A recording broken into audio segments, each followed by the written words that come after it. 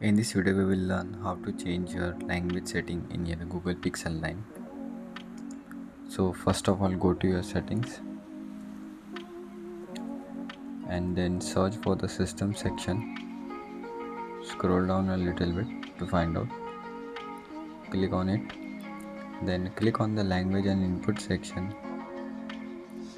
Then click on languages, and from here you can add your language. For example, let me add one.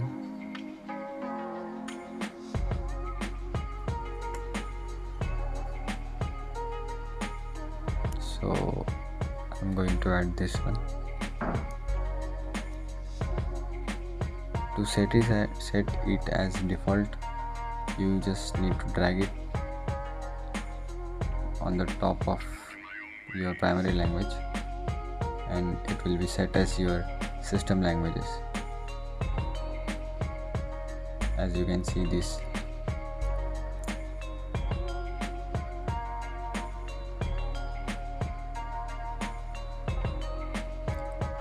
And yeah, that's it for this video. Thank you for watching.